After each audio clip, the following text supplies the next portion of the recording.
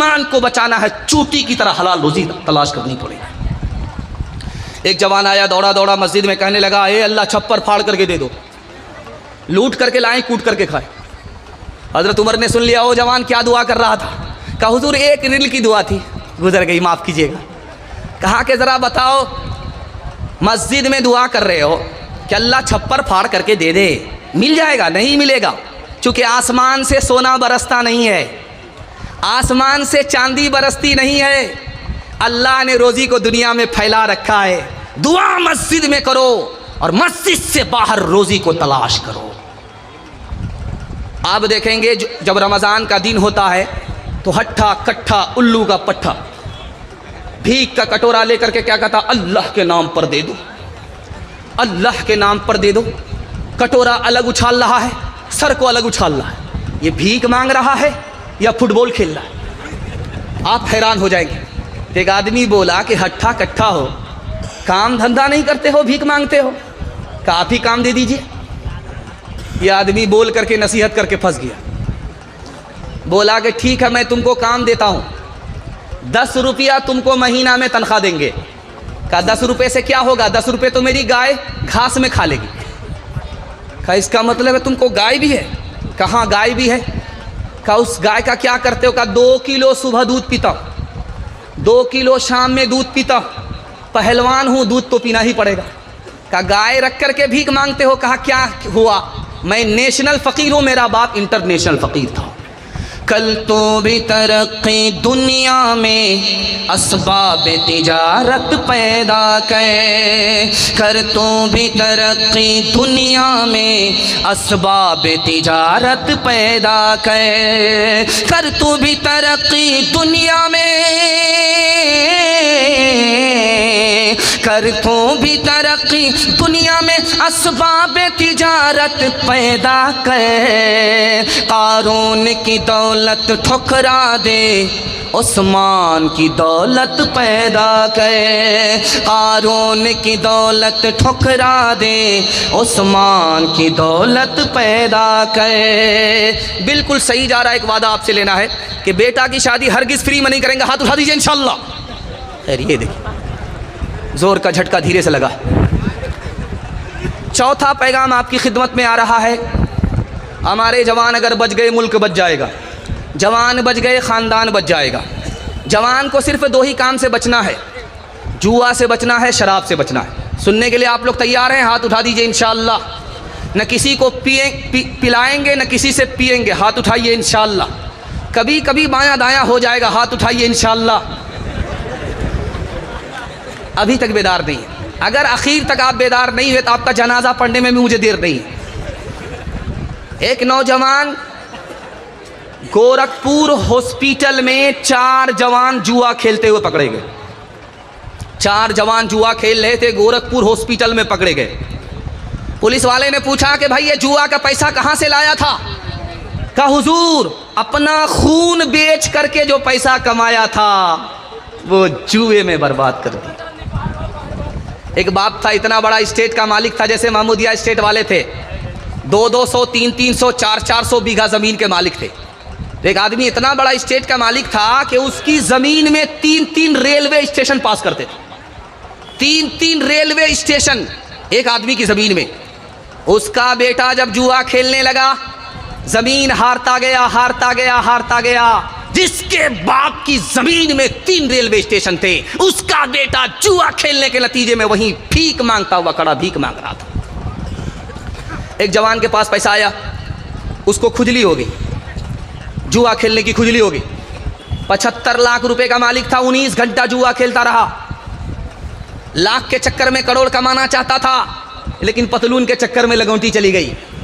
19 घंटे में 75 लाख रुपए हार गया। उसको ऐसा सोग हुआ कि पैर भी नहीं उठ रहा था। उसने सोचा कि इस मुंह से घर वाले को क्या दिखाएंगे, ये तो मुंह काला हो गया, सिया मुंह को घर वाले को क्या दिखाएं। उसने रिवाल्वर निकाला, सर पर गोली ठोक ली। धोबी का गधा, न घर का रहा न घाट का रहा। हमारा जवान सिर्फ जुआ से बच जाए, मैं गारंटी लेता हूँ 1 साल में अल्लाह 10 साल के बराबर तरक्की देगा। दूसरा नमूना आपकी खिदमत में आ रहा है, इसको बहुत ध्यान से सुनिएगा। आप किसान आदमी हैं, अभी आपने धान काटा है, अब इसके बाद हम मकई लगाने वाले हैं। मकई कैसे लगाते हैं आप? तो पीठ पर आपके मशीन होती है, कीड़ा मारने के लिए आप उसमें पानी डालते हैं, उसके बाद दवाई घोलते हैं, घोल करके आप स्प्रे करते हैं ताकि कीड़ा मर जाए और सारी फसल हमको हासिल हो जाए। ये काम आप रोज़ करते हैं। कल देख लीजिए, मेरी दाढ़ी कच्ची है, तजर्बे की उम्र नहीं है, किताब में लिखा हुआ नकल कर रहा हूँ, आँख से पट्टी हटा रहा हूँ।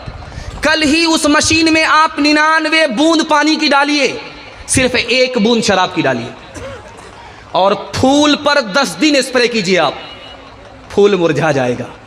आप अक्लमंद आदमी हैं, गिलास की गिलास शराब जब अंदर जाएगी तो अंदर के फूल का क्या हाल होगा। गोश्त की 1 बोटी आप पानी की बोतल में डालिए, 3 दिन के लिए छोड़ दीजिए। गोश्त की 1 बोटी आप शराब की बोतल में डालिए, 3 दिन के लिए छोड़ दीजिए। तजर्बे की बात है, कल देख लीजिए करके। पानी की बोतल में जो आपने गोश्त की बोटी डाली उसका रंग नहीं बदलेगा, 3 दिन के बाद भी रंग नहीं बदलेगा। लेकिन शराब की बोतल में जो आपने 1 बोटी डाल दी है उसका रंग ऐसे बदल जाएगा जैसे कि चर्बी की तरह बोटी पीली पड़ गई। एक खास बात और याद रखिए, मेरा काम डॉक्टर की तरह से परहेज बताना है, दवा बताना है, और सेहत और तंदुरुस्ती देने वाली ज़ात ऊपर वाली है। खैर लाइट चली गई, आवाज़ आपके कान तक पहुंच रही, अल्लाह जज़ाए खैर दे। लाइट भी आ जाएगी, हमारी तरफ ध्यान रखिए। आपके घर में कच्चा अंडा है, आपके घर में कच्चा अंडा है, गिलास में आप शराब डालिए, अंडे को तोड़ करके, कच्चा अंडा तोड़ करके आप शराब में डालिए, शराब के गिलास में डालिए, वो ऐसे टाइट हो जाएगा जैसे चूल्हे पर उबला हुआ अंडा। गौर कीजिए, जब गिलास की गिलास शराब अंदर आएगी तो अतड़ी को किस तरह टाइट कर देगी। वक्त से पहले जवान बूढ़ा हो जाता है, हर मैदान हार जाता है और जवानी में उस जवान की मौत आती। एक आदमी चपरासी था, उसको मालिक ने कहा तू दारू पीने की वजह से चपरासी है, अगर तू दारू छोड़ देता तो डायरेक्टर बन जाता। वो बोला हुजूर मुझको क्या फ़र्क पड़ता है, जब मैं दारू नहीं पीता हूँ अपने को चपरासी समझता हूँ, लेकिन जब दारू पी लेता हूँ अपने को प्रधानमंत्री समझता हूँ, उससे नीचे नहीं समझता हूँ। नफ्स के ताबे हुए, नफ्स के ताबे हुए, ईमान रुखसत हो गया, वो ज़माने में घुसे, मेहमान रुखसत हो गया, मैं उन्होंने पी अब उनके पास क्यों कर दिल लगे, मैं उन्होंने पी अब उनके पास क्यों कर दिल लगे, मैं उन्होंने पी अब उनके पास क्यों कर दिल लगे, जानवर एक रह गया, इंसान रुखसत हो गया, जानवर एक रह गया, इंसान रुखसत हो गया। गिलासों में जो डूबे फिर न उभरे जिंदगानी में, हजारों बह गए इन बोतलों के बंद पानी में, न कर बर्बाद अपनी जिंदगी बोतल के दीवाने, वो काटेगा बुढ़ापे में जो बोता है जवानी में। ये दारू का प्याला मौत का कड़वा प्याला है, मिला है जहर शरबत में, मिला है जहर शरबत में, छुपी है आग पानी में, मिला है जहर शरबत में, छुपी है आग पानी में। जवानों के हवाले से पैगाम ख़त्म हो गया, छोटे छोटे बच्चे के हवाले से पैगाम आ रहा है, सुनने के लिए तैयार है? हाथ उठा दीजिए इंशाअल्लाह। खिलाने में आगे रहेंगे, पढ़ाने में पीछे रहेंगे, हाथ उठाइए इंशाअल्लाह। ये देखिए जल्दी से निकल जाएगा। मुसलमान 3 चीज़ों में पीछे। सबसे पहली चीज़ पीछे में, तिजारत में मुसलमान पीछे। बगल में गुलाब बाग है, मारवाड़ी तिजारत करते हैं 85%, 100 में 85 मारवाड़ी सिर्फ तिजारत ही करते हैं, और मुसलमान तिजारत कितना करते हैं? 100 में सिर्फ 5 मुसलमान तिजारत करते हैं, 95 गोल। 100 में 5 मुसलमान तिजारत करता है, 95 गोल। इसलिए मारवाड़ी ने मुसलमान को पीछे कर दिया। चूँकि तिजारत में मुसलमान पीछे। दूसरी चीज़, मुसलमान किस में पीछे? नौकरी करने में। 100 में सिर्फ 2 मुसलमान नौकरी करता है। IAS की नौकरी 2 मुसलमान, IPS की नौकरी 100 में 2 मुसलमान, रेलवे की नौकरी 100 में 2 मुसलमान। मुसलमान नौकरी में पीछे। तीसरी बात जो आपको सुनाने के लिए जा रहा हूँ, पैर के नीचे से ज़मीन निकल जाएगी, कलेजा मुंह को आ जाएगा, खून के आंसू आपको रोना पड़ेगा। अक़वाम मुत्तहिदा की रिपोर्ट है 1984 की, पूरी दुनिया में 150 करोड़ लोग जाहिल हैं। पूरी दुनिया में 150 करोड़ लोग जाहिल हैं, और सबसे बड़ा जाहिल मुल्क कौन है? अक़वाम मुत्तहिदा ने कहा हिंदुस्तान है। 40-50% लोग यहाँ जाहिल हैं। और हिंदू मुसलमान में सबसे ज़्यादा जाहिल कौन है? बदकिस्मती की बात है, आपको खून का आंसू रोना पड़ेगा। मुसलमान सबसे ज़्यादा जाहिल हैं हिंदुस्तान में। 62% मर्द जाहिल हैं, 72% औरत जाहिल। एक बादशाह का नाम सुना है आपने, उमर बिन अब्दुल अजीज़। उस बादशाह को कितने बेटे थे? 11 बेटे थे। उस बादशाह का जब इंतकाल हुआ तो बेटों के लिए कितना माल छोड़ा? सिर्फ 17 रुपया। तो लोगों ने कहा हाथी के मुंह में जीरा, क्या होगा? 11 बेटे, 17 रुपया में क्या होने वाला है? उस मरने वाले बादशाह ने कहा मैंने अपने बेटे को सबसे ज़्यादा इल्म दिया है, माल छोड़ करके नहीं जा रहा हूँ, अपने बच्चे को इल्म दे करके जा रहा हूँ, खुदा के हवाले करके जा रहा हूँ। मेरे बेटे गरीब नहीं रहेंगे, सबसे आगे होंगे, सबके पीछे नहीं रहेंगे। उधर इंतकाल होता है, हर बेटा वक्त का गवर्नर बन गया। एक दूसरा नमूना आपकी खिदमत में दे रहा हूँ। एक बादशाह गुजरा, उसका नाम था अब्दुल मलिक इब्न मरवान। इस बादशाह को 11 बेटे, तमाम बेटे को बुला करके कहा इतनी दौलत छोड़ करके जा रहा हूँ, इतनी दौलत छोड़ करके जा रहा हूँ, 17 नस्ल बैठ करके खाओगे, ख़त्म नहीं होगी। लेकिन मिस्र की जामे मस्जिद में एक जवान भीख का कटोरा लेकर के खड़ा है, लोगों से कहता है कि लोगों मुझे भीख देते हुए जाओ, तुम्हें पता नहीं ये जो मस्जिद है जिसमें तुम नमाज पढ़ करके जा रहे हो, मेरे दादा अब्दुल मलिक ने बनाया था। आज मेरा हाल अच्छा नहीं है, भीख दे करके जाओ। जिस बादशाह ने अपने बच्चों को माल पर बिठाया, इल्म नहीं दिया, उसका बेटा कंगाल हो गया।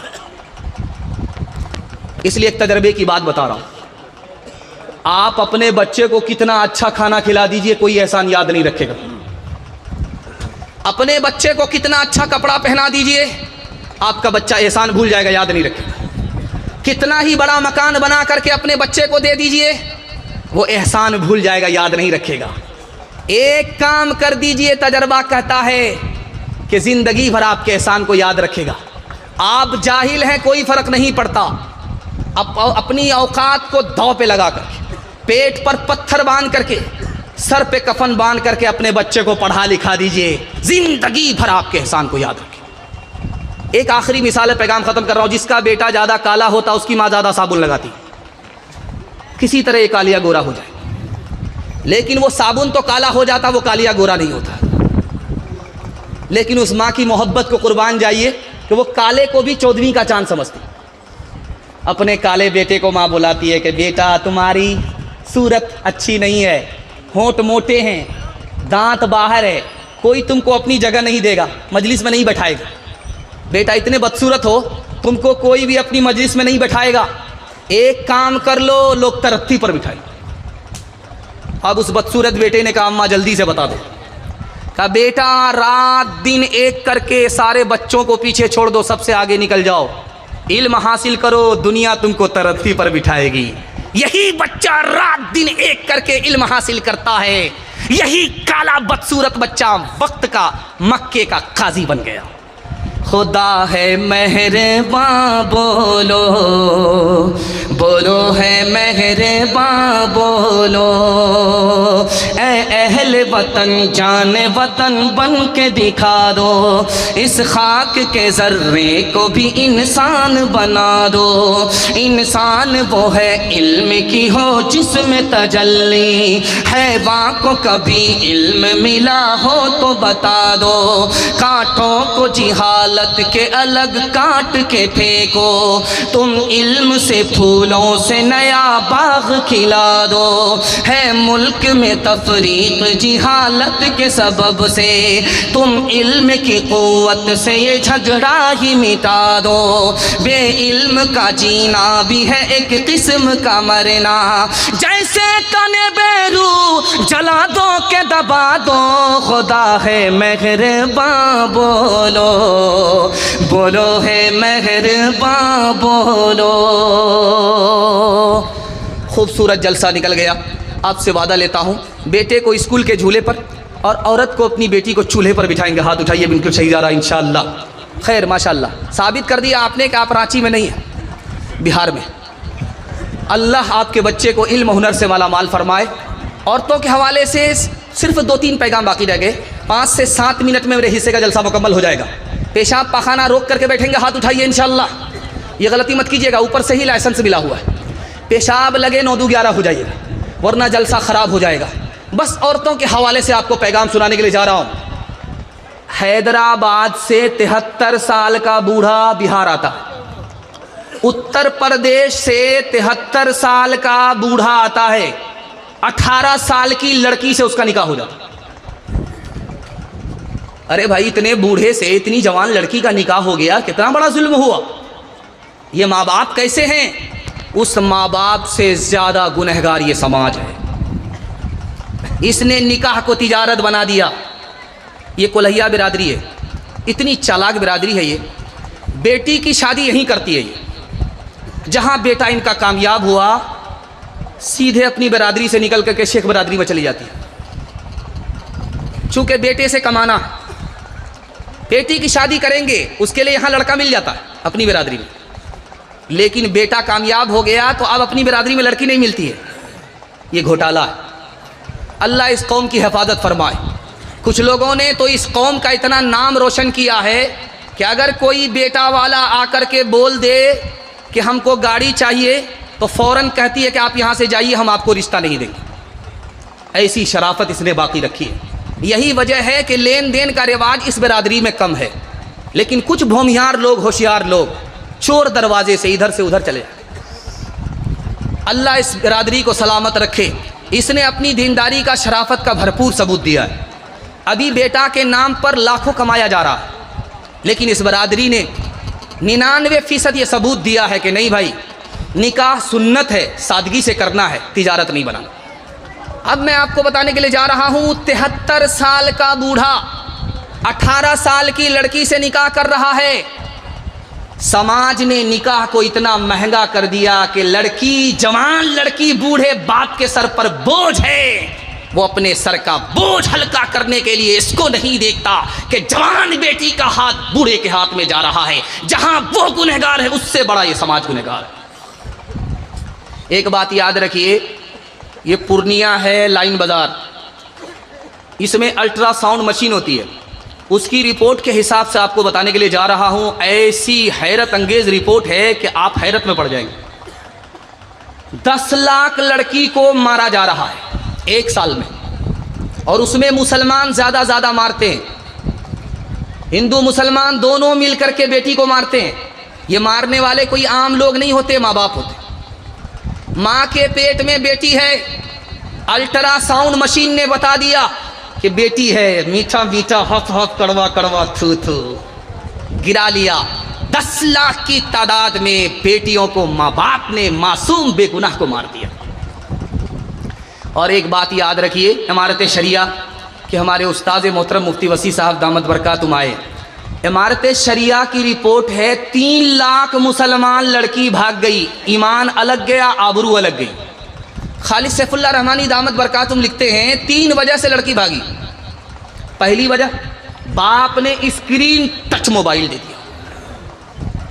सुने घर में बकरी सवासी, लड़की किससे बात कर रही है, कहाँ से आ रही, कहाँ जा रही है, बाप बेखबर, माँ बेखबर, लड़की भाग गई। आबरू अलग गई, ईमान अलग गया। और बाप को पढ़ाने का शौक हुआ बेटी को, तो स्कूल, लड़कियों के स्कूल में दाखिल करना था। जोश में लड़कों के स्कूल में दाखिल कर दिया लड़की को। इश्क और मोहब्बत के चक्कर में लड़की उधर भागी, ईमान अलग गया, आबरू अलग गई। तीसरी वजह, गरीब की बेटी ज़्यादा भाग रही है, अमीर की बेटी कम भाग रही है। गरीब की बेटी के भागने की वजह लिखी कि मुसलमानों ने तिजारत बना दिया निकाह को महंगा कर दिया। गरीब की बेटी भाग गई, आबरू अलग गई, ईमान अलग गए, समाज भी गुनहगार है। ठीक बारात जाने से एक दिन पहले लड़का फ़ोन करता है लड़की को, तुम्हारे बाप की औकात है 4 चक्का देने की?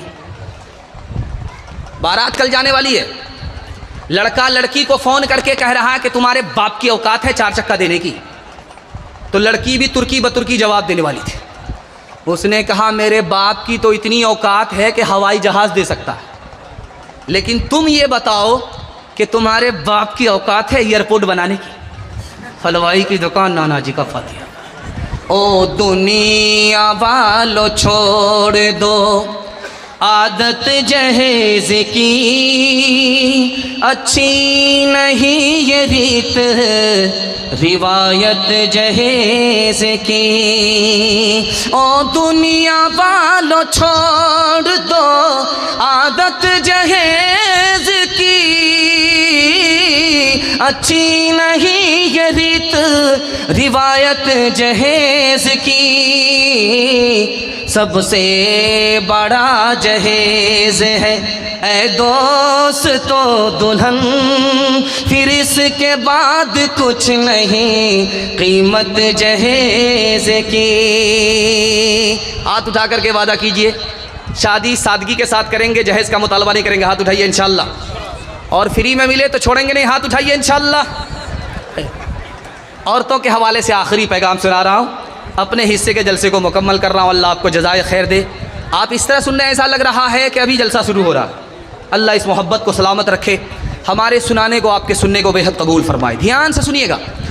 बेटी का नाम फातिमा है। अल्लाह के रसूल के पास आए, कहा या रसूल अल्लाह आपने मेरा निकाह अली से कर दिया, अली की तो आँख कमज़ोर है।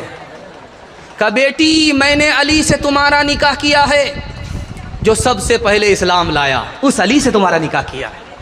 जो मेरे ख़ानदान में सबसे ज़्यादा इल्म रखता था मेरे बाद, उस अली से तुम्हारा निकाह किया है।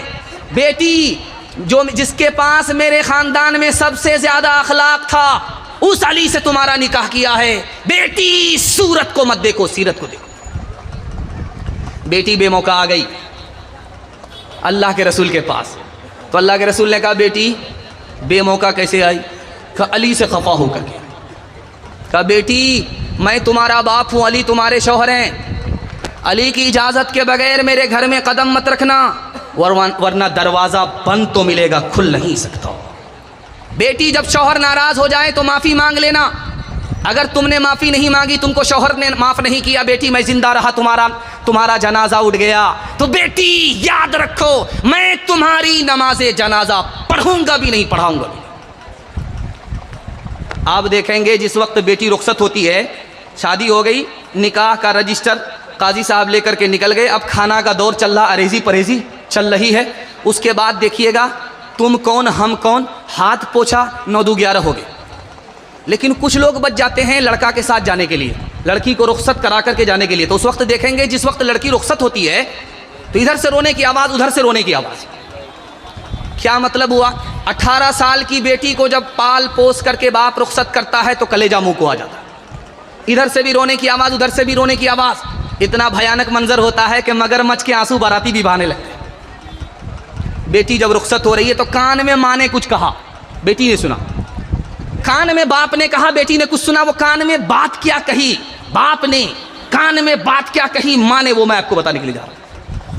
माँ ने, बाप ने कान में कहा बेटी मैं कैसे ससुराल जा रही हो, शौहर की नाक की हिफाजत करना, शौहर की आँख की हिफाजत करना, शौहर के कान की हिफाजत करना। अब बेटी ने कहा अम्मा कान उसके हैं, आँख उसकी है, नाक उसकी, हम हिफाजत कैसे करें?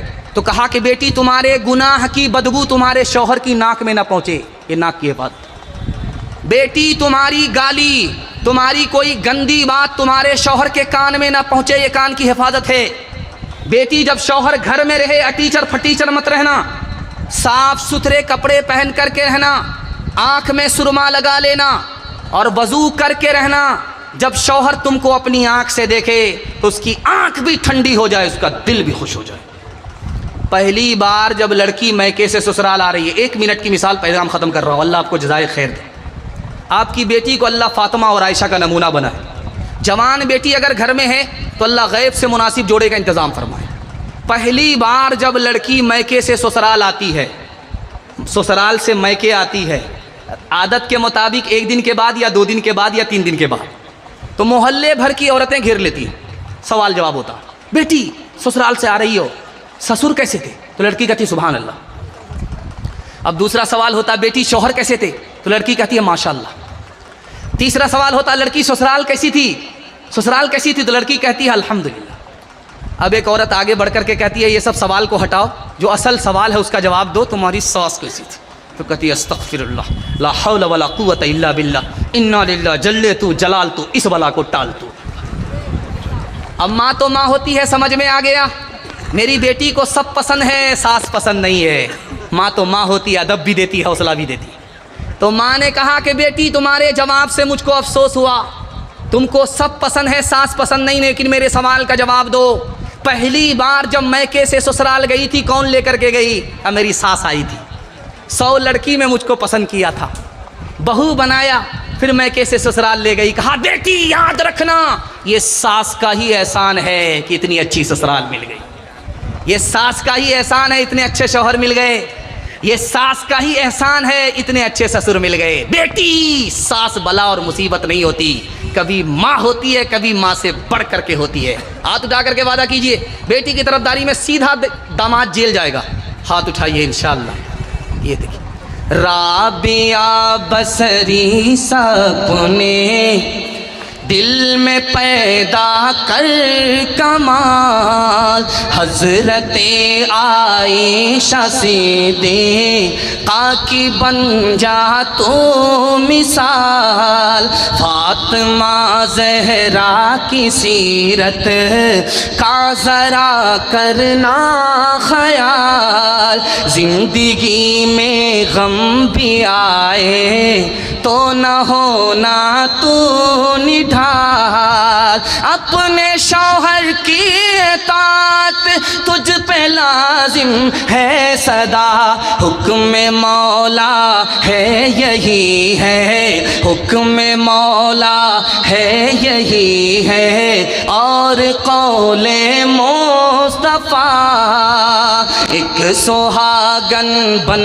के मैके से चली है आज तो, अपने शौहर को समझना अपने सर का ताज तो, नाना दादा वालिदो माँ की भी रखना लाज तो, उम्र भर ससुराल में कर ना खुशी से काज तो, अपने छोटों पे हो शफकत और बड़ों का एहतराम, तिफलो ज़ंहा तिफलो ज़ंहा तिफलो ज़ंग पीरो जवां से हो तेरा शीरी कलाम, जा जा बेटी अज ससवार उजिया कह